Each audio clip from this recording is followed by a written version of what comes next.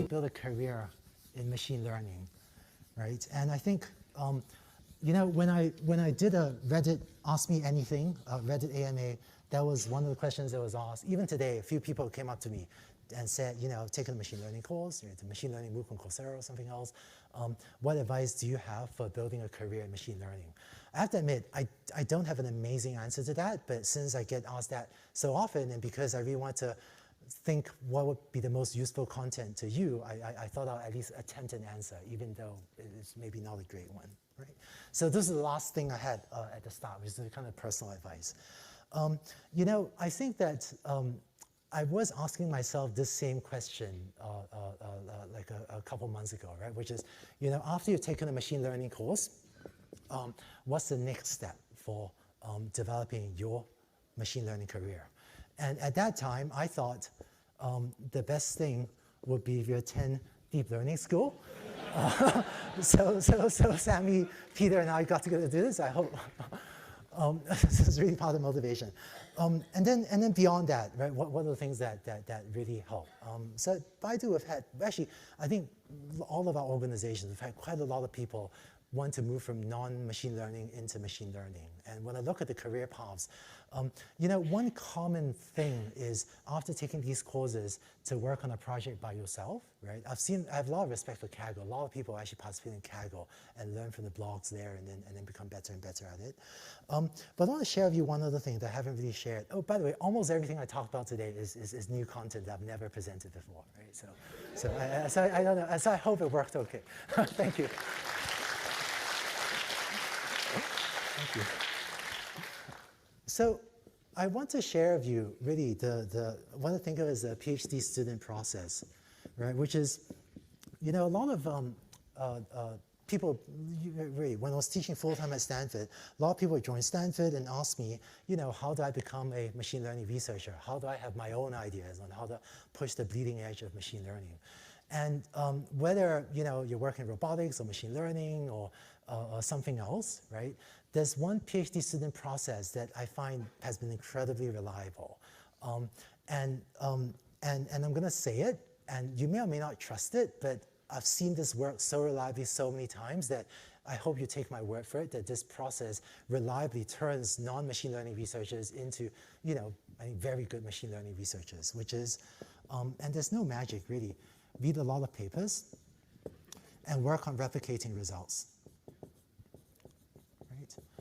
And I think that the human brain is a remarkable device. You know, people often ask me, how do you have new ideas? And I find that if you read enough papers and replicate enough results, you will have new ideas on how to push forward the state of the art, right? I don't know how the human brain works, but I've seen this be an incredibly reliable process. Read enough papers and, you know, between 20 and 50 papers later, and it's not one or two, it's more like 20 or maybe 50, you will start to have your own ideas. And this has been, see Sammy's nodding his head, this is an incredibly reliable process, right? And then my other piece of advice is, so sometimes people ask me what work in AI is like. And I think some people have this picture that when we work on AI, you know, at Baidu or Google, or OpenAI or whatever, I think some people have this picture of us hanging out in these airy, you know, well-lit rooms with natural plants in the background. And we're all standing in front of a whiteboard discussing the future of humanity, right? And all of you know, working on AI is not like that. Frankly, almost all we do is dirty work, right?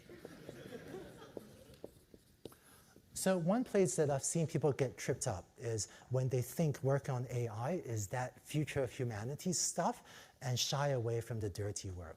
And dirty work means anything from going onto the internet and downloading data and cleaning data, or downloading a piece of code and tuning parameters to see what happens, or debugging your stack trace to figure out why this silly thing, you know, overflowed, or optimizing the database, or hacking a GPU kernel to make it faster, or reading a paper and struggling to replicate the result. At the end, a lot of what we do comes down to dirty work. And yes, there are moments of inspiration, but I've seen people really stall if they refuse to get into the dirty work. So my advice to you is, and actually another place I've seen people stall is if they only do dirty work. then you can become great at data cleaning, but not become better and better at having your own moments of inspiration. So one of the most reliable formulas I've seen is really if you do both of these. Dig into the dirty work. Like if your team needs you to do some dirty work, just go and do it. But in parallel, read a lot of papers. And I think the combination of these two is the most reliable formula I've seen for producing great researchers. Right? So I want to close with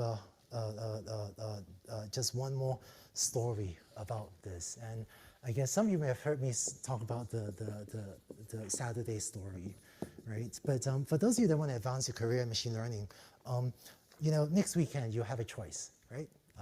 Next weekend you can either stay at home and watch TV, or you could do this, right? And it turns out this is much harder, and there are no short-term rewards for doing this, right? If next weekend, I think this weekend you guys are all doing great. But next weekend, if you spend next weekend studying, reading papers, replicating results, there are no short-term rewards. If you go to work the following Monday, your boss doesn't know what you did, your peers didn't know what you did. No one's going to pat you on the back and say, good job, you spent all weekend studying. And realistically, after working really, really hard next weekend, you're not actually that much better. You're barely any better at your job. So there's pretty much no reward for working really, really hard all of next weekend. But I think the secret to advancing your career is this. If you do this not just for one weekend, but do this for weekend after weekend for a year, you will become really good at this. In fact, almost everyone I've worked with at Stanford that was close and became great at this, everyone, actually including me when I was a grad student, we all spent late nights, hunched over like a neural net, tuning hyperparameters, trying to figure out why it wasn't working. And it was that process of doing this not just one weekend, but weekend after weekend that allowed all of us really to our brains' neural networks to learn the patterns that taught us how to do this. So I hope that even after this weekend, you keep on spending the time to keep learning, because I promise that if you do this for long enough, you will become really, really good at deep learning.